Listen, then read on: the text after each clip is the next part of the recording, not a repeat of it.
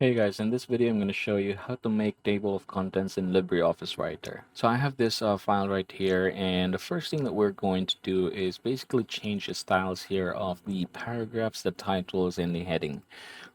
Say for example here, let's just focus on this one. So this is the title, so I'm going to click this one right here and then click title.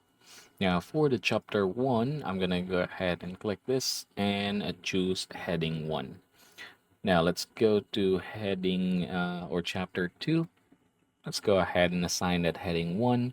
Now, if say for example, this is something important that you wish to incorporate, you can definitely set this as heading 2. Same thing here. This is going to be heading 1, and then this is going to be another heading 2. All right. Now, speaking of the font, those are really big, so I'm going to hit Control A to select everything. And then I'm just going to change the font here. Say, for example, I'm going to go ahead and choose Aleph. All right, and let's go ahead and set this to 11.